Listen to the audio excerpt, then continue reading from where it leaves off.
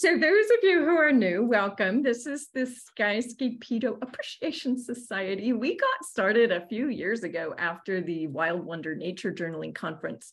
Beth Ann Burton in Australia did a wonderful class for Wild Wonder Conference on Skyscapitos, and we named it that because Jack Laws he calls those little landscapes landscapitos, because they're the little landscapes you put in your journal. So we call ours skyscapitos, and we focus obviously on skies. So this isn't a workshop. What we try to do is pick a theme and people do something up to, and then we share today. And I think last time was I think we're really hitting our stride. Last time seemed to me like one of the best we've ever had, with tons of sharing, good information shared back and forth about colors and different media like pastels and gouache and things like that. So what would be really fun today, let me see if David, did you show up? No. Okay. So David, Lukas, and Sarah, are you here? No. Okay. Sarah Reed both loaned us the photos that I put on the Skyscapito page. I just put the link to the Padlet, but most of you, I hope, were able to go and maybe pick one, and then we're going to share them. I did a video of mine, and I can share with you kind of some of the challenges of what I experienced and some of the mistakes I made. I try to go pretty quickly because I don't want to kill myself with the details. I find that if I take too long, what I do is I overwork it. I just keep going back and going back. And those of you who know watercolor really well know that the surest way to kill a watercolor is to move it around too much, to add too much, to interrupt it a lot. The best watercolors go down and stay there, and maybe you do a little glazing, but you can really mess it up. So I try to okay, you're gonna go fast and just like it.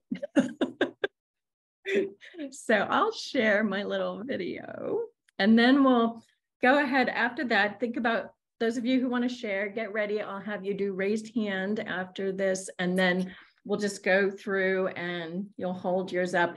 Don't let me forget too at the end, but as many of us want to, let's hold up our samples so I can share them with David and Sarah. So that'd be fun. Yeah, wouldn't that be fun? Yeah. So can you guys see my reference photo? Yes, so that's David's photo. That's the one I picked. And I really wanted to capture those beautiful apricot purpley colors. So I'm just going to play it. I'll stop and explain some of the mistakes I made. Obviously, it's really speeded up because I think this took me about maybe 15, 20 minutes. And one of the mistakes I made was I didn't let it dry. So I was going too fast. So you'll see. Okay. So I said 10 minutes, but I think it was more like 15. So first I put the clear water where I wanted to drop in the blue. And then I did a manganese blue. Here, I'll slow that down. I did manganese blue for the open sky. And then I wanted the darker bluish tones of the mountain.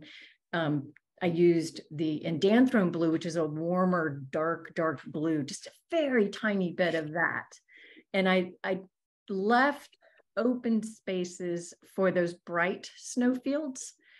And I tried to leave snow bits at the top, but you'll see what happens.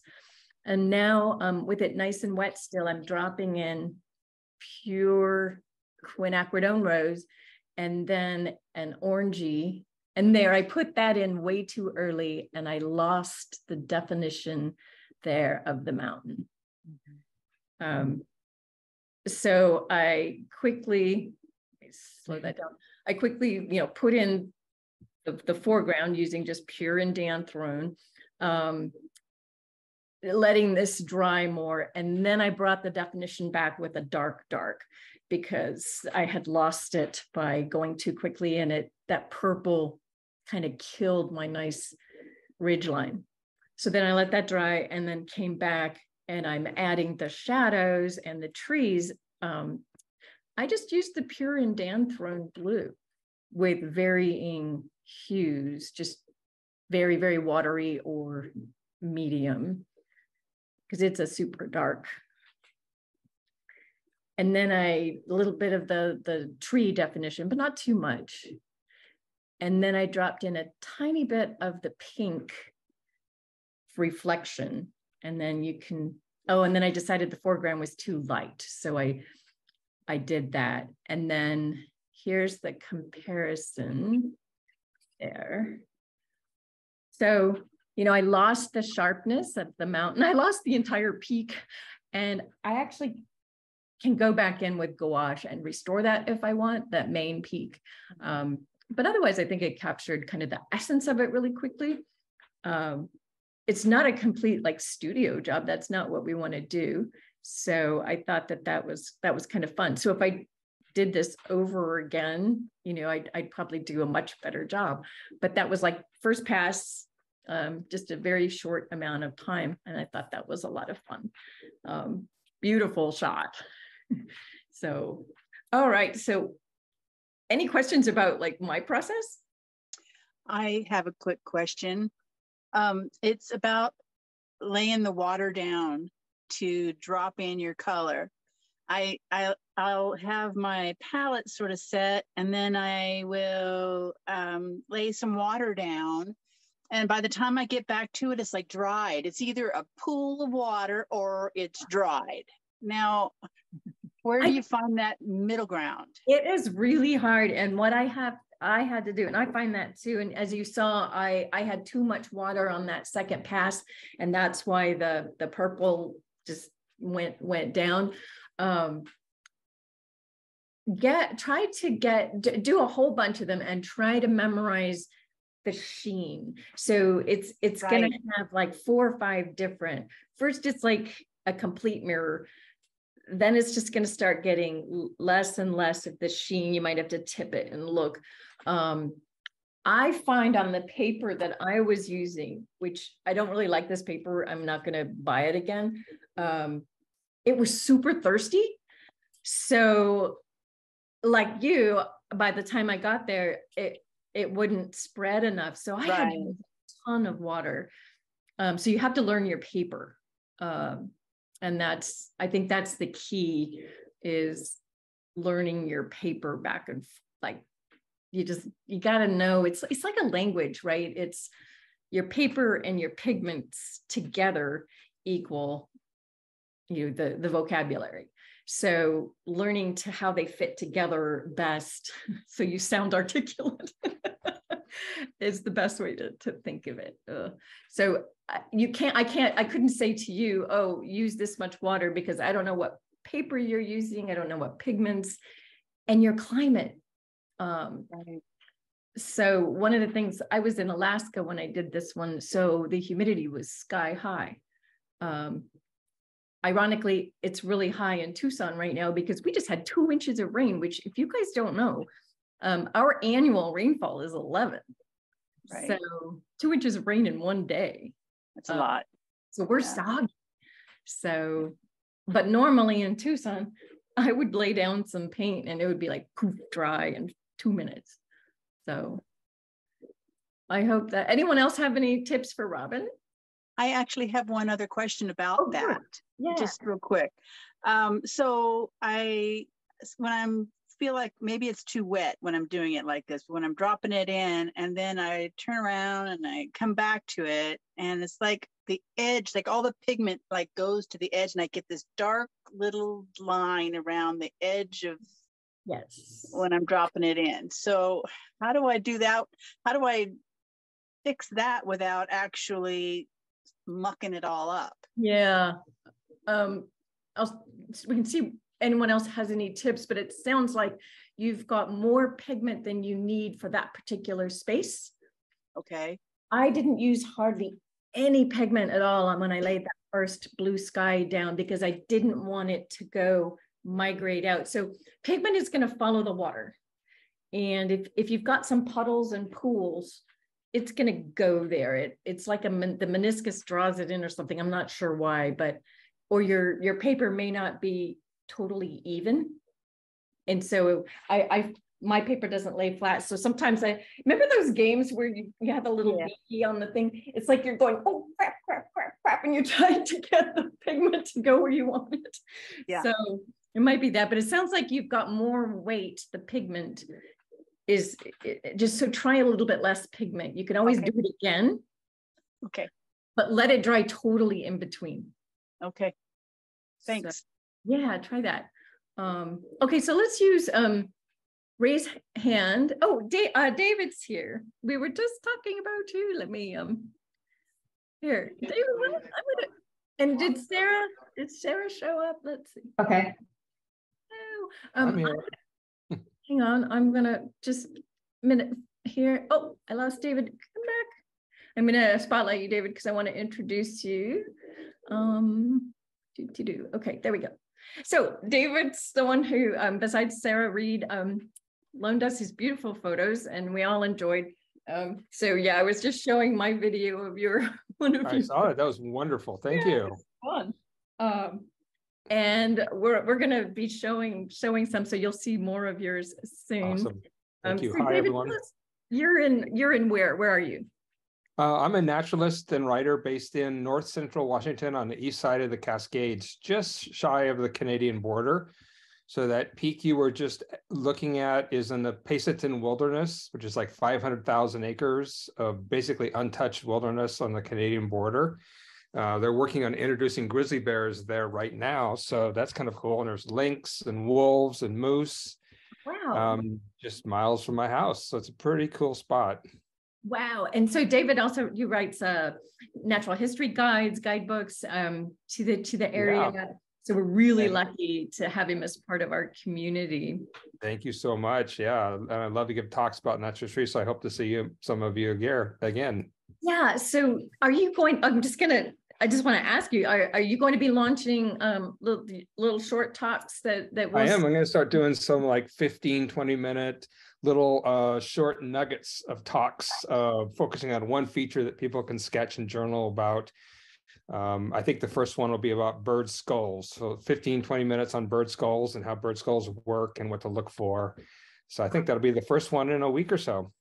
So look for that on the Journal Club. We'll look for that in the Nature Journal Club. And if y'all are not on Facebook, maybe you can record it and put them on your website or something. Yeah, I'll do that. I'll put it on my website. Yeah, so just I do know some people are not on Facebook, but yeah, sorry about that. No, I know, and that's I post mine as well because of that. So yeah, so it won't be a class in sketching, it'll be a natural history class that you can sketch. So sketch journal for, yeah, absolutely. Thank you. And it's fun to share these images too. This is that was the High Cascades. It's the area of North America with the greatest elevational relief. So an incredible landscape. And that's just a peek into it.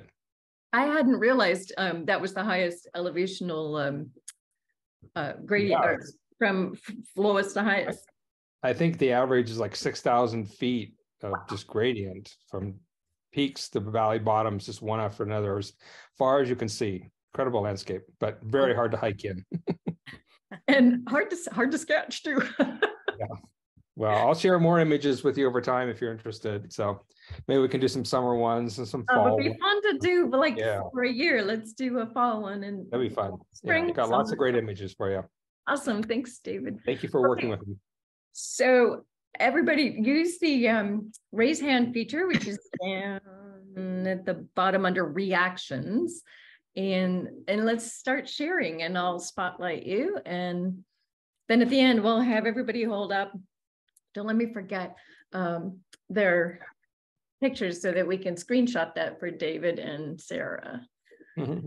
Okay. No raise hands? Come on. Come on. Last time we had like 15 people. I'm going to have to There we go. You want us to hold them up? Is that what you want to do? So use the reactions button down there, Okay. raise hand feature, and then I'm going to do one person at a time so we can get you all, like, if you'll explain what you did, and we'll have you spotlighted. And then at the very end, we'll do it all on gallery. But right now, the what we did last time worked really well is individually, I'll spotlight you, share your thing, either hold it up, or if you can do a screen share, that's great too. And tell us a little bit about it and what photo you used. And okay, so here's Mary Lee, and I'm going to get off the stage here. There. So you unmute yourself, Mary Lee. I think you're there. Oh, great. Now tell us what you chose and why, and then about your process. Okay, I chose one of David's, and it was a challenge because doing not only the sky, but also the snow and the shadows. But I overworked it, of course, but this is what I did. So hold it a little closer. There you go. Can you get it even closer? Okay, now up a little bit. Perfect. That's good. Oh, nice. Love that. So I love the shadows on the mountains. I think we tend to forget that actually snow has a lot of shadows. And if you try to make it all white, it's not really all white. It's No. Lots of reflection. So I had no idea what I was doing, but it was fun. So what did you start with? I started with doing the pinkish color, and then I went back in with the blue gray, and then I did tried to do shadows, and then I just did the bottom part. Nice. And then I went back and I put dark on here and messed it up, but oh, I don't think the learning process. It's great. And we're not trying to like copy exactly. We're not doing a studio like 8-week long, you know, if we were trying to copy David's, which we wouldn't do without his permission, you would spend tons of time. These are fun, quick, beautiful things that you put in your journals to remind you of a beautiful place. And what I found was hard was getting the water, so you know you could have the peaks. It would just blend right down in. That's what happened to me. Yeah. So more practice, isn't it? Right. Well, who wants to go next? Use the raise hand reaction button. Oh, I can't find my buttons half the time. Oh, you want to go next, Robin? I can just make you.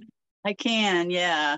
It might be easier to see on the Padlet, but here's my image. Can you see it?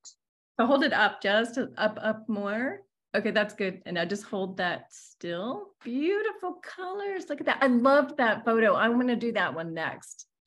That's going to be. I was trying to get this to be more gray, and it ended up going really towards the violet. And I struggled with this. I really, truly did. I think it's great. And I think, so we all have to remember skies are really hard, and getting the subtlety of cloudscapes really takes time. What I like is that you didn't overwork it. You left it, and it's like, own it. It's great. I love the foreground. Everything looks wonderful. And the colors are wonderful. That really popped. I kind of struggle with getting too much pigment. I think more saturated than it maybe should be, because when I was doing it before, I wasn't getting enough pigment. So it was like really almost like a real soft pastel. And so I can't, I'm struggling with finding the happy medium of like not overdoing the color, Sure. Yeah, that's hard. And trying to find that glow. But anyway, thank you. Oh yeah, that was fun. Let's see. Candace is next. Let me spotlight Candace. Thank you. Okay. Oh, that's nice. Lovely. Listen, hold it. It's not wanting to. There we go. I think, can everybody see that? No, a little closer. I think it's good. Yeah. Wow, that's beautiful. Fantastic. Tell us about that one. I started off with your photo, Roseanne, but then I just kind of went off on something completely different because I just had a different idea of what I wanted to do. Fun. What did you do first? Which? First I sprayed it, and I believe this is canvas. I'm not sure. I think it must be because it's fairly thick, but I got it. It was out of a thrift store journal, so it was something that somebody made. So I have no idea what it's made out of. It's really thick though. Oh, and, nice. It's like handmade paper, maybe. I believe it is handmade. Yeah. So anyway, I'm just playing around with different materials. And so I wet the whole thing down, and then I put the yellow in, and then quinacridone red.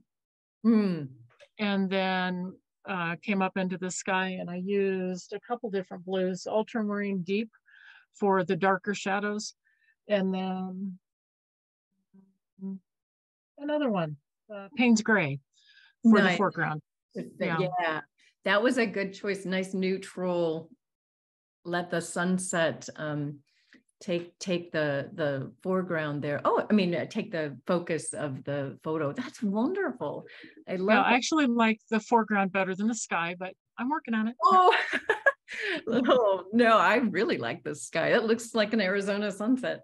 Well, thanks. It looks like an Arizona sunset or an Alaska sunrise. Either, yeah. Thanks. Ooh, oh, thank you. I love it. Let's see. Okay, Linda, let's see. Spotlight, don't forget to unmute.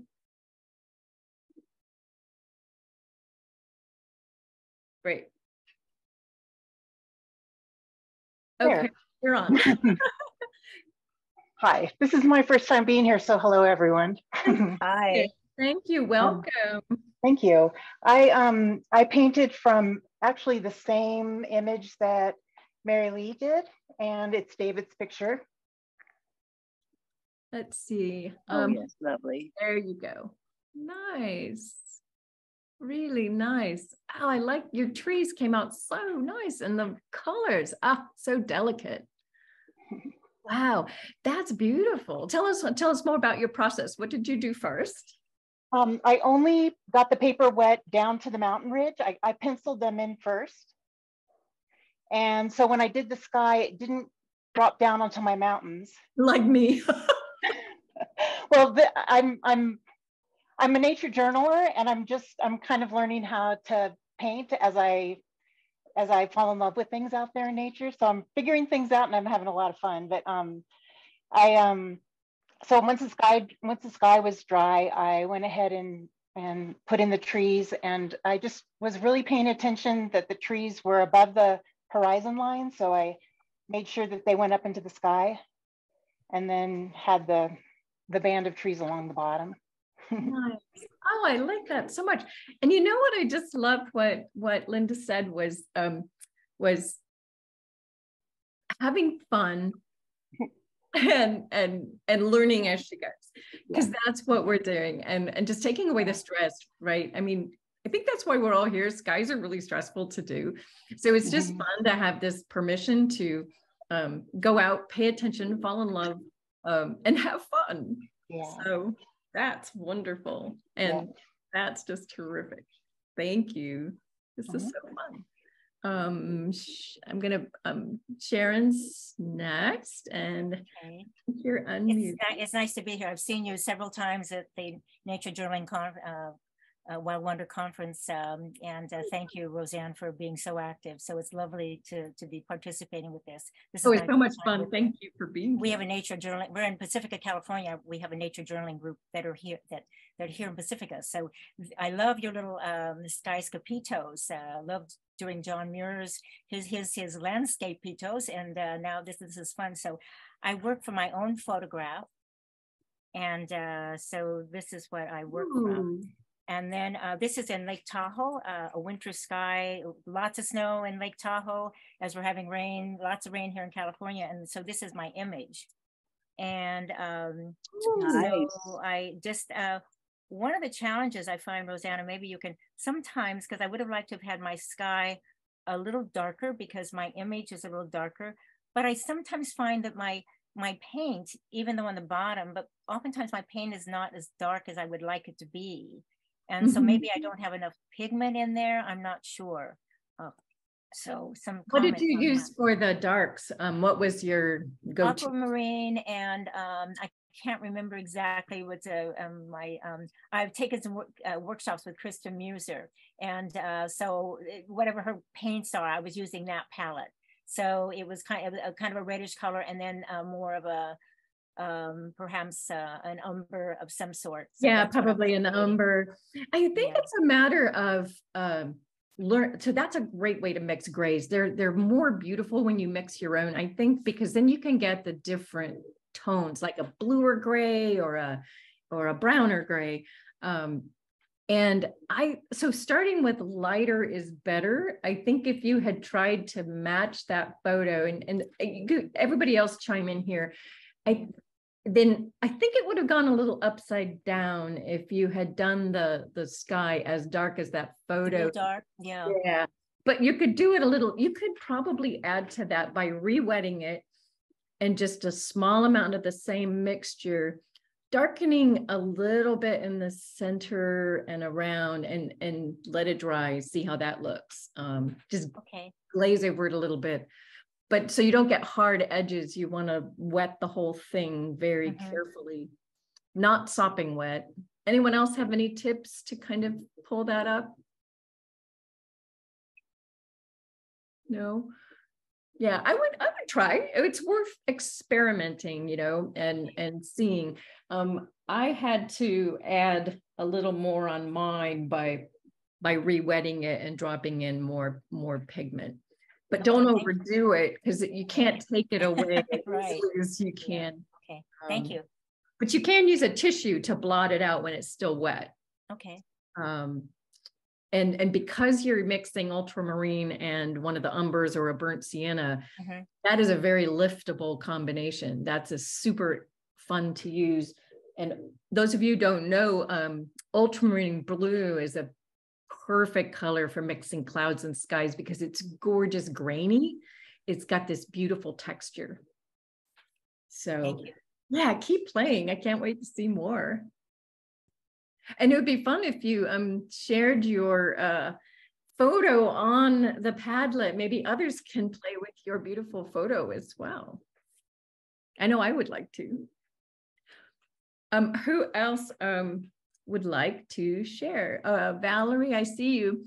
I just barely saw you though. So if I'm not seeing somebody, so I can't see everybody. So if you're waving and I don't see you, that's why. So if you can't find the raise hand, just speak up. This is totally casual. We're not, you know. Okay. So Valerie. Thanks, Roseanne. I didn't find my raise hand icon, so I was reading that too. Well, it's nice to see you. I did meet you at the Nature Journal conferencing about 2 summers ago, and it was fun working with you. And the Skyscapitos workshops were great.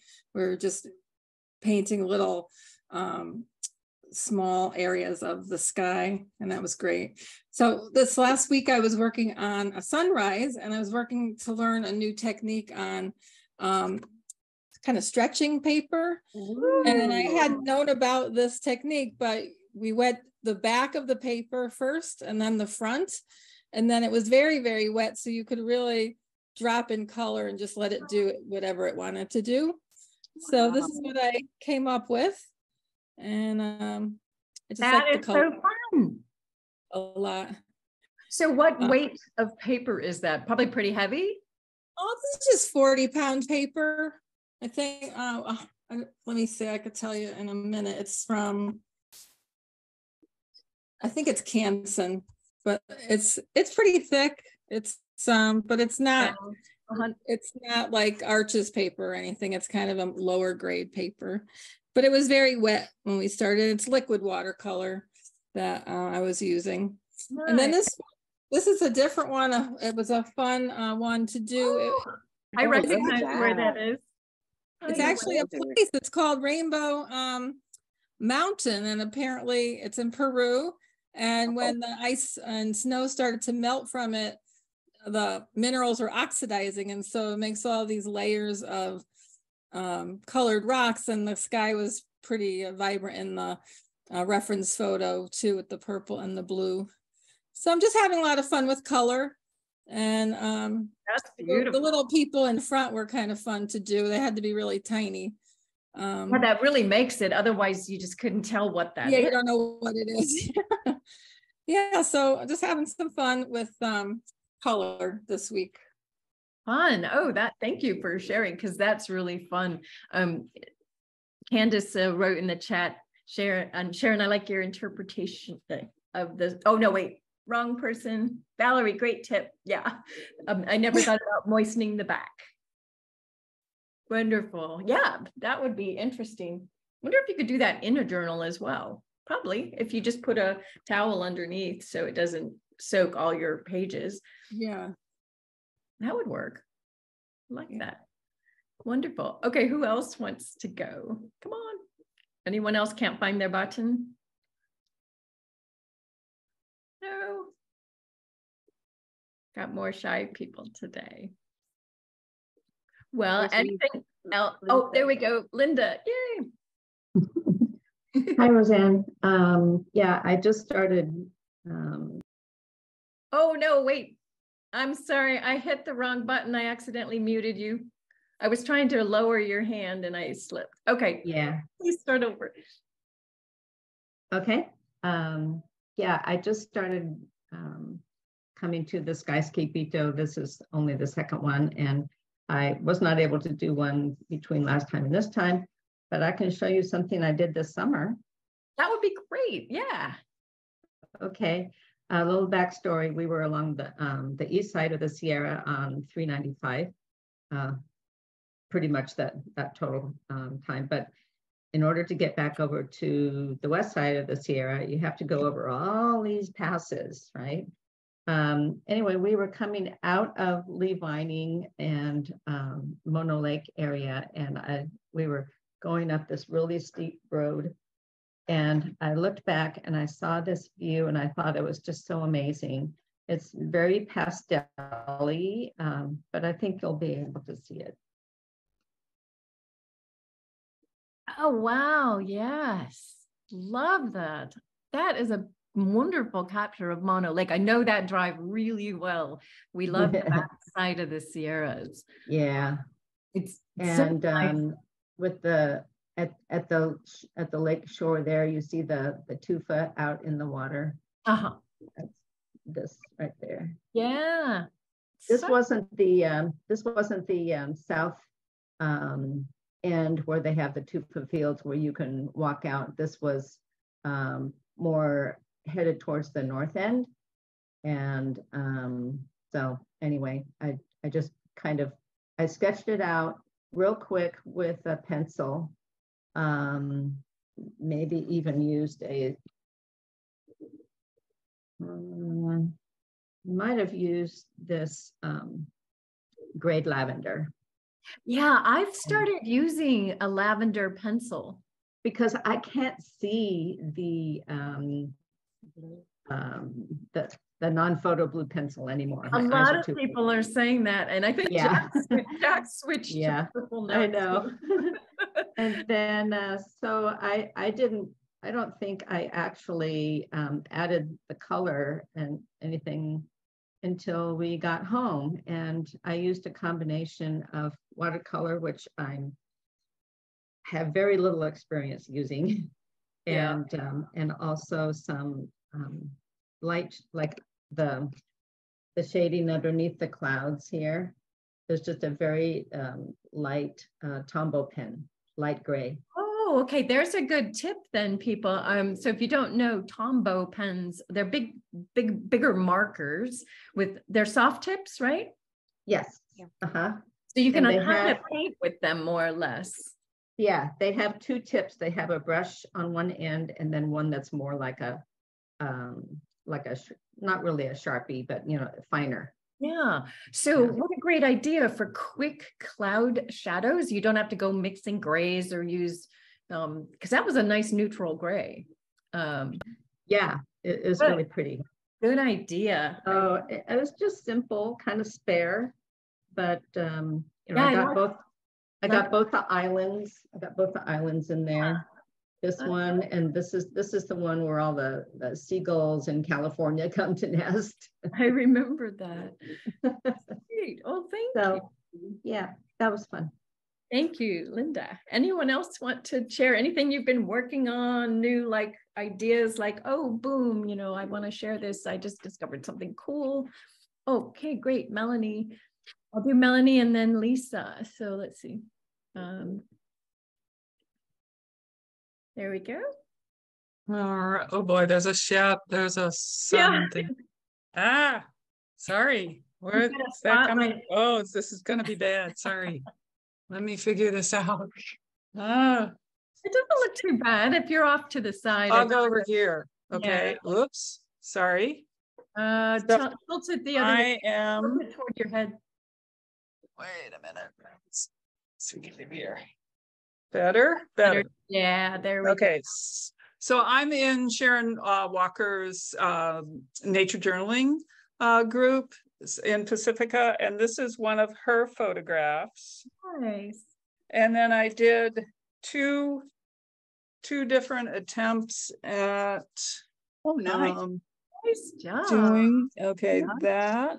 Nice. That's one, and did not use any of the techniques that you all are talking about, and learned a lot from this conversation about. They look pretty good. I think your techniques are pretty good. So yeah, learned a lot, and I was really frustrated, but what were you frustrated by?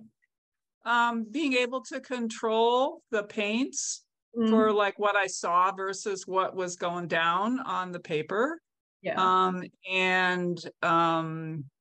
Yeah, wanting more control. And I think listening to folks, you know, it's, I think, more about less control and more impressions rather than getting trapped into trying to execute exactly what you see. Yes, I totally agree. And it took me ages to stop trying to do a complete copy and just being happy with an essence. Yeah. And watercolor, so everybody just give yourselves a pat on the back, because watercolor is not easy, okay? Right. It is a difficult medium. And so we're all like struggling, but that's okay, because it's, you know, it's very portable. You know, if we did oils in our journals, you'd be sitting there for 5 hours waiting for it to dry. Or a year. Yeah. Yeah. So no, that's fantastic. And watercolor is water plus color plus pigment, and you can control it. And it's really a matter of learning your pigments and your paper and how they go together. And that can take a year or two or more. It's not quick. I know I was expecting it to happen really quickly. And then I realized too, I was bouncing around too much. I was using different paper and different pigments and different color mixes. And I never learned one thing, you know, one set. And then once you master one, then they're like, okay, try a different set of blues and reds and try a different paper. And because when I tried this new paper to me, it took, I didn't like my first ones because I didn't know the language of this paper yet. So keep that in mind. And then I had someone else who wanted to go, but I've Lisa, there you are. Thank you. Fantastic. Oh, unmute. There we go. There we go. All right, so this is mine. Let me get it close. Oh, beautiful. Look at those brilliant colors. Tell us about those colors. So for the sky, I wet the paper and then I watered down quinacridone rose, really a lot of water, and I splashed it on. And then I dropped in some ultramarine, French ultramarine blue right here. Yep. And then I let that dry. And then I came back with some, it's Winsor Newton Violet for the mountains. Ooh. And then for the shadows, I just sort of mixed up a really light gray with the French ultramarine and some burnt sienna. Perfect. And watered it down quite a bit also. And then the trees are more of like a viridian blue, but I'm not real thrilled with the trees. You know, what's interesting though, the first thing I noticed is that even if that's not what the eye saw or was even in the photo, David's photo, yeah, there's something about that viridian that makes the whole thing pop. Really? You think so? I think so. Personally, I think the green, the bluey green color, the viridian, makes that purple and everything else just shine more. Yeah. I honestly think if you had used like I did with the more dull, warm blue, it would have backpedaled that image. I love it. So yeah, I'm pretty pleased with it. I mean, it was fun to try to get the sky in this to match that. Yeah. Oh my gosh, that just looks really good. So yeah, it was fun. And I like what someone said earlier, that it's about playing. You know, I felt like this was just play, you know, let's just see what'll happen. Yep. That's joyful and very, very fun. Who else? I mean, anyone else kind of, so you don't have to use the exact colors that you're seeing, you know, try experimenting. Maybe I'll redo mine and try a different take on the trees maybe or something. It's really fun to experiment with that. You don't have to do exactly what you're seeing. Who was it? Max Romney just did like a psychedelic version of Alaska winter skies using the most crazy colors. And it turned out beautiful. Was it reality? No. But it was really fun. So, well, Anne-Marie, yay. Okay, let's see. Spotlight. Well, I have to tell you, first, I'm very inspired to go to David's picture. I did not do his work, but David, I'm motivated now. And I'm new to all of this, but I live right by the beach and over here in Morro Bay. And there was an incredible sunset last night. I feel it looks more like a sunrise, the color. So color is something that I'm still working with. So I don't know if you can see that. Nice. Yes. Boy, you did a great job with the brights. It was hard. I did try to do a wash of, you know, to try to get that really flat line. That is the edge of the ocean there. And the sun was really brilliant. So you can almost see it as a circle, but it was trying to get, I don't know. And then I tried to, you know, then it was like, stop and get out of my head. And I think part of it is getting out of my head with it. But I'm still, what I realize is when I step back and I don't do this, you know, for a week or a week and a half, I start losing it. Yeah. So it's the practice, you know, it's coming, that builds confidence and it also builds experience. So absolutely good point. And you did a great job too of like, who else like struggles when you've got the brilliant yellow sunshine and then you've got a blue sky. How do you lay that down without ending up with green? Right. That's been my challenge. And so far I've got one pretty green sky. Nice. Thank you for sharing that. That was really, really fun. Okay, Genevieve, let me spotlight you. And see if I can. Okay. All right. So I didn't do one in advance because I was working. And so I grabbed a postcard and quickly did something, but I really was like that crazy. Well, hold it up a little higher. There we go. Yeah, don't look too much at the water. That's totally overworked. I like the sky was just, anyways, it was about a 5-minute slapdash. Fun. And that is actually really good to do.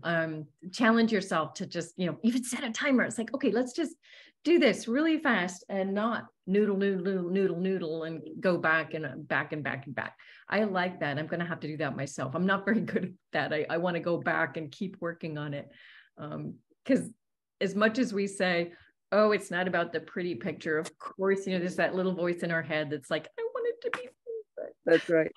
That's right. Yeah. So this group is as much about saying, no, we can be, you know, encourage ourselves to embrace whatever we do, even my green sky. So, okay. Is it, how do you say Maeve? Maeve?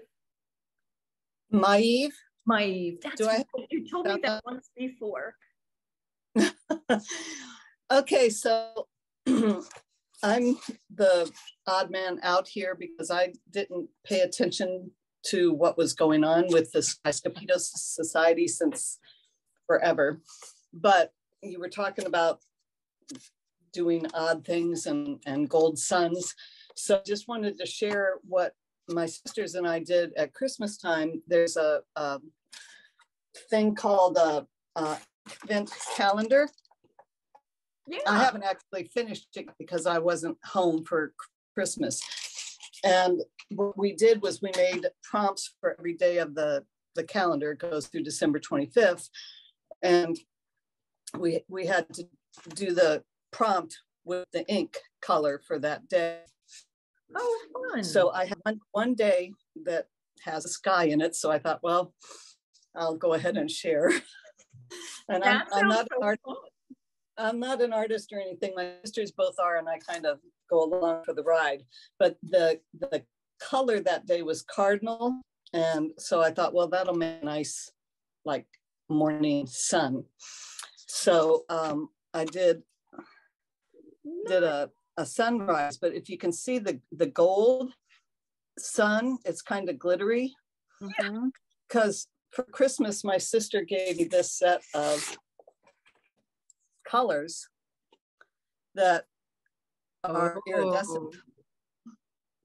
So it was kind of fun trying out the iridescent gold to make the sun. I don't know if you can see how it. Oh yeah, we can. Don't look at the other things. That's fabulous. And you are an artist. Everyone here is an artist. There is no such thing as not an artist. We call ourselves, yeah, you are what you want to be. So that was fabulous. Well, the Advent, tell me about the Advent calendar. So someone went through and made an Advent calendar for prom. I should be able to tell you who did it because this is the second year we've done it. This is this year's, and then last year's was red. It's diamine ink. It says, and I can't remember where we got it. We ordered it online. Okay, I'm sure we can Google it. It's very high quality ink. Here's the swatches I've done for the ink so far this year. And of course, okay. So Mary Larson says diamine ink vent calendar is what it's called. So yeah, we can Google that. That's right, Mary. My sister told you about that, I think. And do you remember who we ordered it from? Did you? I don't know if you ordered it or not, but anyway, we didn't realize until most of the way through that the inks have certain qualities. And some of them are called chameleon, so they kind of change colors. Some of them are shimmer, and I don't know if I have one that'll show that I didn't use that actual shimmery ink on or shimmery watercolor on. I don't, because I didn't realize like so much fun that it glittered. Yeah, it was really neat. Okay, so here's one. I was kind of short on ideas for what to do for midnight, so I just did a blob. But I don't know if you can see that the way the ink changes color. Maybe not. Not very pearlescent. Not showing up real well. But anyway, it's a really cool set of inks, and it's just been a lot of fun to play with. And we do these prompts, and I spend a lot of time on it, but I could see how experimenting with these inks, like you all were saying, just having fun with them, you could really do a lot with the ink. And then I add do watercolor with it if I can't, do the whole thing in ink. That's fun. Okay, that gives us an idea for something next December, right? So got a couple of good tips in the chat here. Valerie, do you pronounce it Cornier? I probably killed your last name, I'm sorry. It's Cornier. If you were in Canada, you'd say Cornwall, I think. We're in Connecticut, so we say Cornier. Okay, nice. But these are the Neo color and they crayons, and they come in all different colors, and it just gives a lot of texture, and you get it wet and you paint with it. And so this is an example, these mountains, the purple mountains, are an example of what you can get from just painting with those crayons. Gives you more texture. So they are watercolor, water soluble wax pastel. Yes. Okay. And they're called, this one's Karen de Arch, and they're Neo color. Okay. Awesome. Thank you. I never used them before. They were fun. Thank you. And then Valerie has a great tip for avoiding green skies you grade, she says, grade the yellow and blue washes to be very pale where they meet, and then lay in a very pale wash of a neutral brown, such as sepia or umber, and the brown will cancel out the pale green that would result. Sweet, I can't wait to try that one. Nice. Anyone else? I think we're kind of nearing the end of our hour.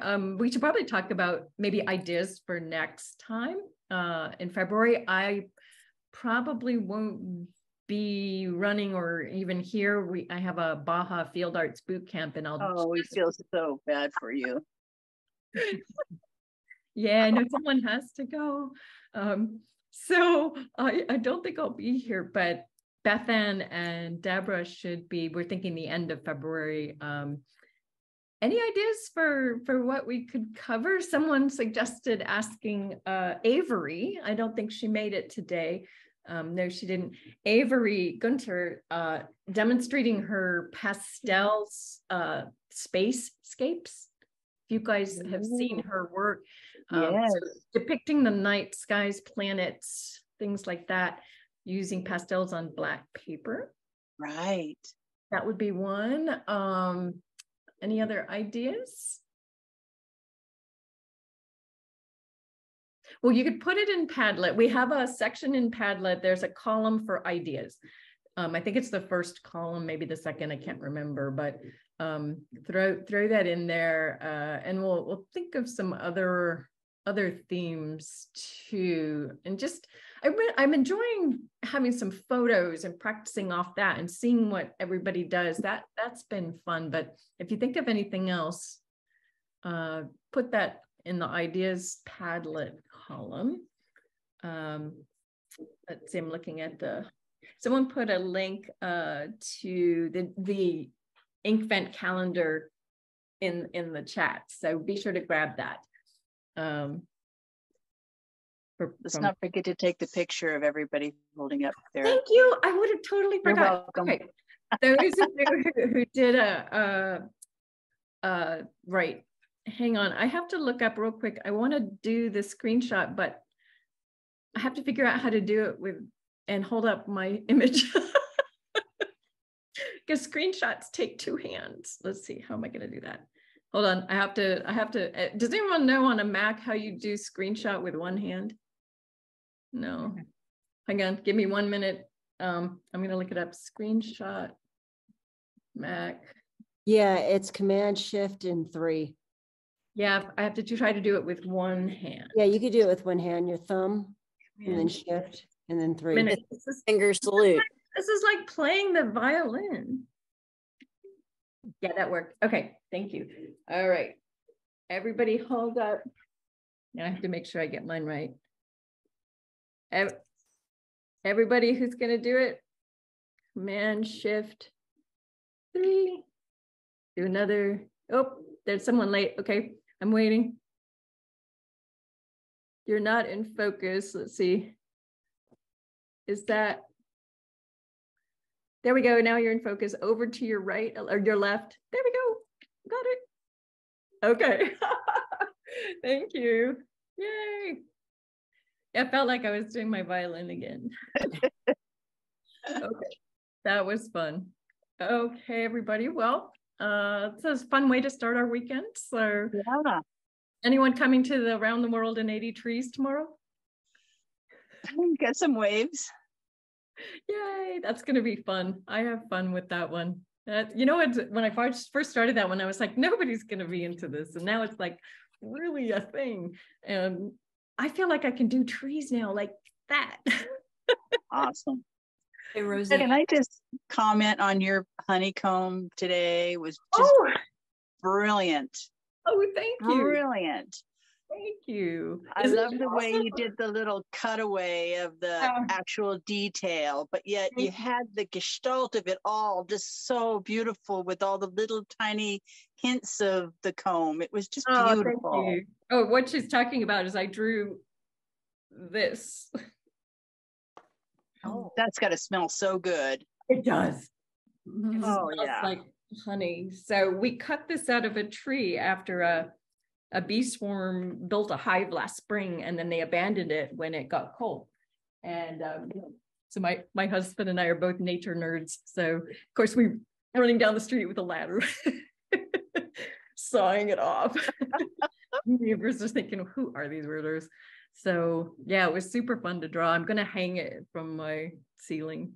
Oh, that's going to be nice when it gets warm in there and it smells so good. I want to dissect part of it to see what's inside. So I'll probably pull out part of it just to see.